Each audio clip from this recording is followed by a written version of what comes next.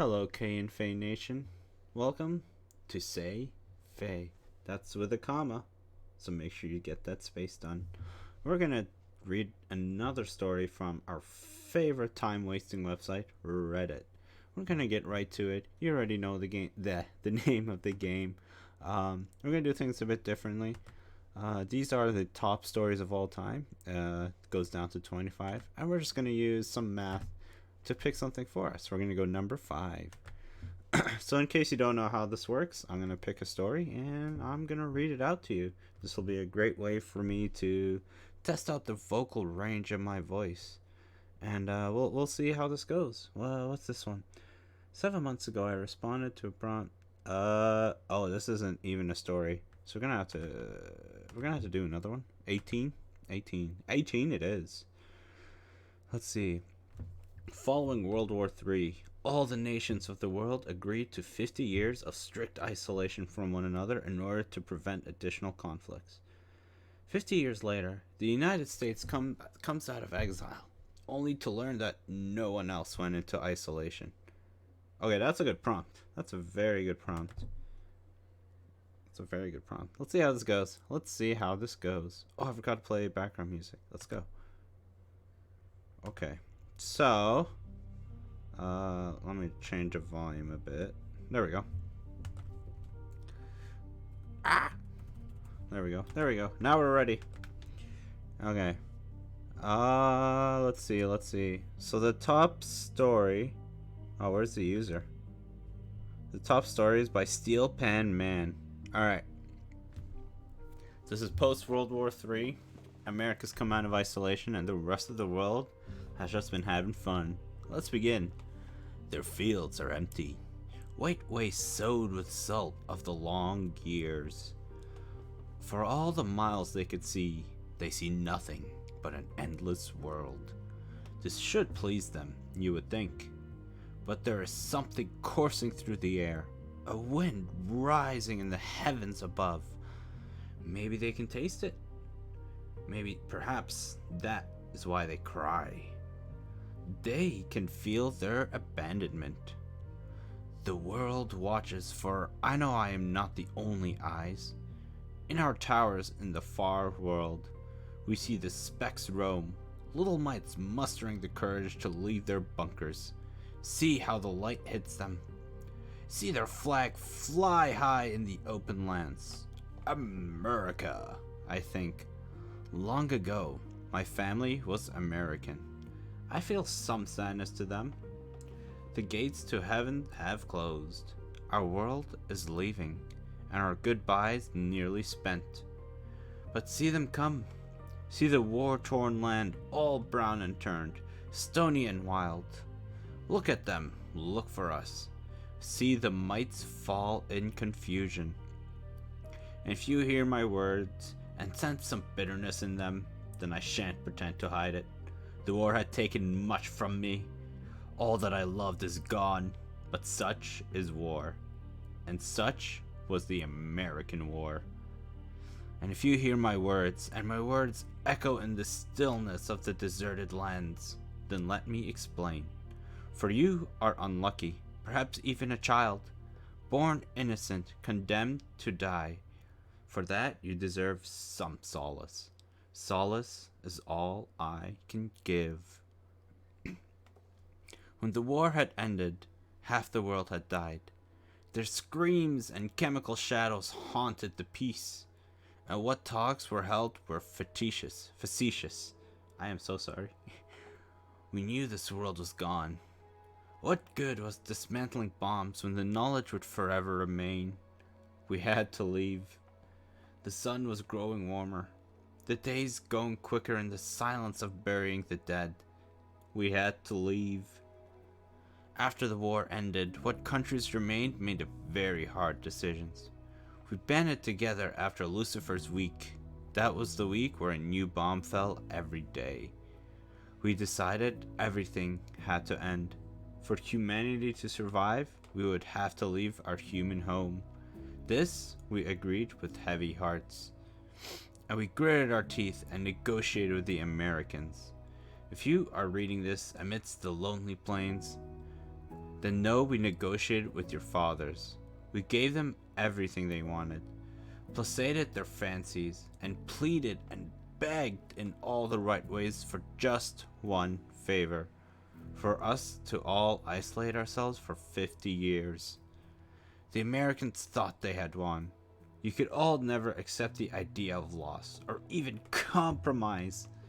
And so they agreed. They thought in the dark, with all the world fragmented, they would grow even more powerful. And perhaps they have.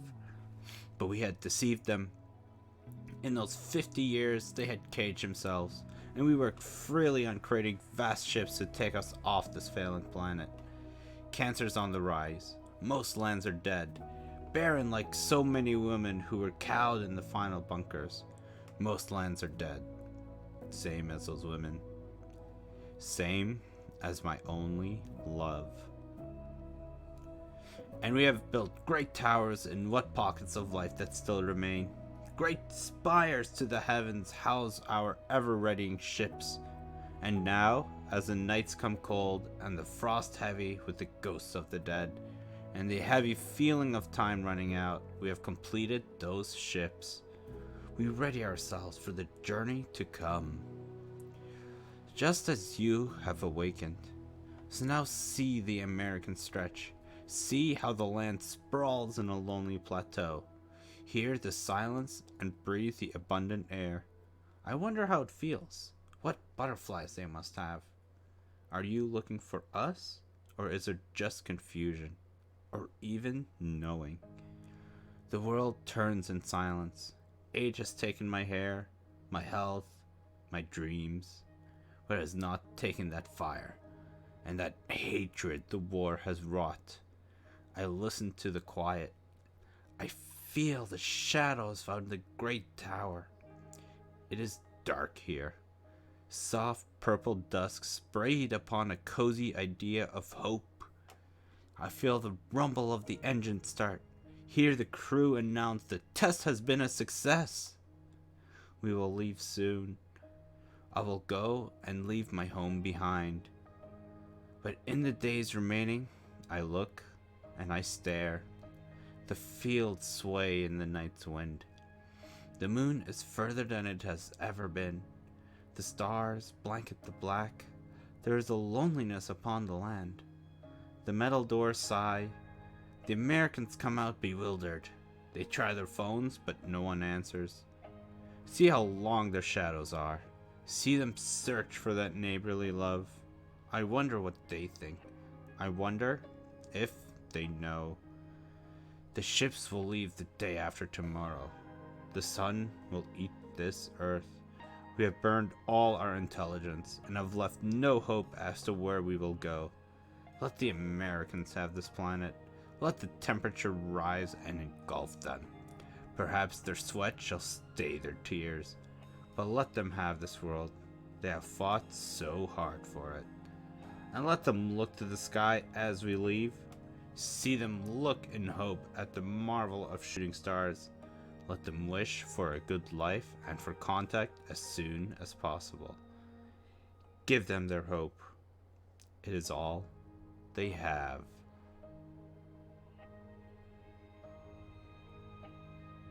Dang. I need to sit back and think about this. That was a very good story. What was this one part? Where was this one part? It was like the Americans. Yeah, here.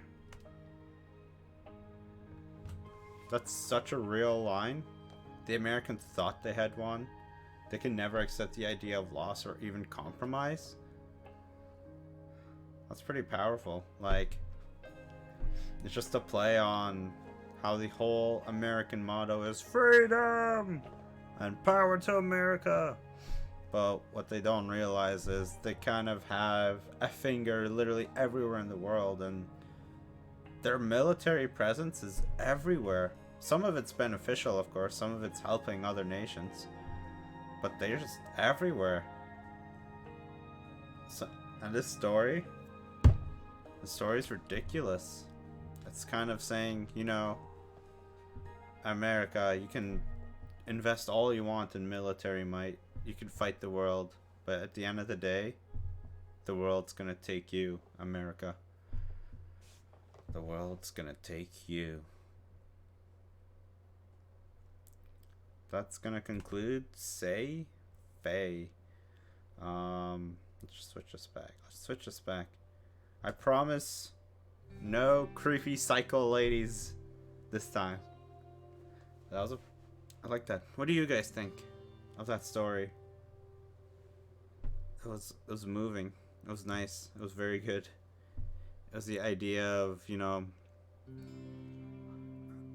if America wants their selfish greed, let them have it. We're just gonna save the rest of humanity, you know. America wants isolationism. Sure, let them have it. The rest of the world can get along just fine. But yeah, that's scary. Yo, if World War III happened, everyone's dead, man. But you know what else is dead? This video. Peace out.